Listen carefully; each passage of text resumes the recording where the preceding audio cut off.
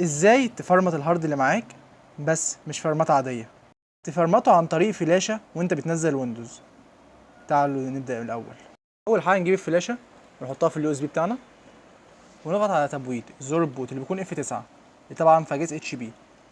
هيجي لنا المنيو دوت القايمه دي. هتك على الفلاشه. ازاي نعرف الفلاشه؟ هتلاقي حاجه مكتوب عليها يو اس بي 2 او يو اس بي 3. انا معايا فلاشه يو اس بي 2. هتك على انتر الزر ده وتك على اف 9 برضه لغايه كده ما تستنى لغايه لما تسمع زماره. سامع زماره دلوقتي؟ هتفضل مستني معدل بالظبط يعني 30 ثانيه وهيدخلك على صفحه الويندوز على طول. دلوقتي الجهاز بيعمل استعداد عشان يدخل معاك على الويندوز. طبعا هننزل ويندوز 10 طبعا. دلوقتي الجهاز دخل معانا على الويندوز. اول حاجه هنجيب الماوس ونضغط على نيكست وبعدين بدل ما تك هنا انستول ناو لا ما تضغطش، اضغط ريبير يور بي سي او كمبيوتر وبعدين تك على تاني واحده بالظبط وبعدين تك شاف سي ام دي تك على سي ام دي. هنكتب هنا بقى كام كود دول.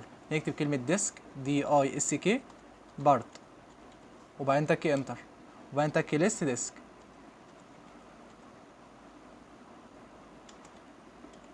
تمام. بعد تك انتر هيجيب لنا الهاردات اللي واصله بالجهاز عندها كلها 1 2 3. اول حاجه الاس اس دي وبعدين هارد 500 وبعدين فلاشه طبعا اللي انا موصلها ديت. انا عايز افرمت اول اتنين 1 و2. هكتب هنا سيلكت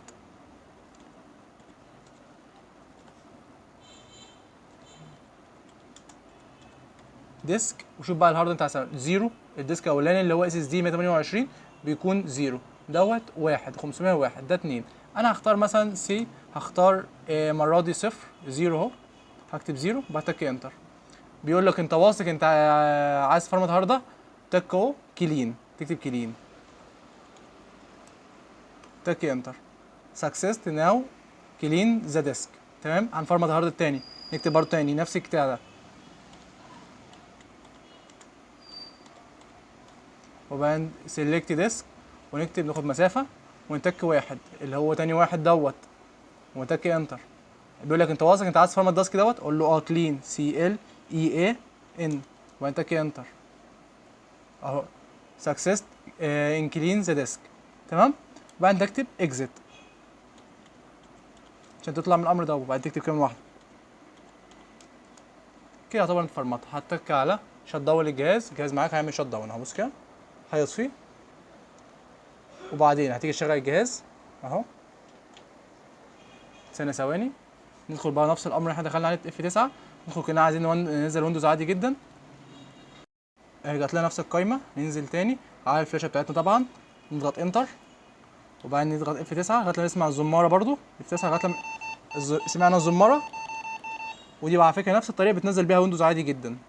نستنى برضو لغايه لما يدخل الجهاز يعمل استعداد يدخل على الويندوز اهو. دلوقتي الجهاز معانا باستعداد عشان يدخل معانا على الويندوز اهو.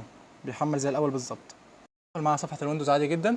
نضغط نفس الاوامر تك نيكست انستول ناو. بيقول لك ويت هننتظر ثواني نوت. الويندوز اللي انت عايز تنزله ويندوز 10 هوم برو اي واحد. هوم ان هو برو ان لا تك برو عادي وبعدين تك نيكست. يقول لك انت موافق على شروط الويندوز تك اه يا نيكست وبعدين تك على تاني واحده اللي انت عايز مش عايز تنزل ويندوز على ويندوز لا انت تمسح الويندوز القديم وتنزل ويندوز جديد. تك على تاني واحده كده. طبعا بص هاردات معانا اهو جديده لانج ولا كانها فيها اي حاجه. هتك هنا نيكست ونكمل عادي جدا تقسيم الهارد. عنده مشكله في الكمبيوتر اكتب لي في الكومنتات وتحت امركم في اي وقت. السلام عليكم.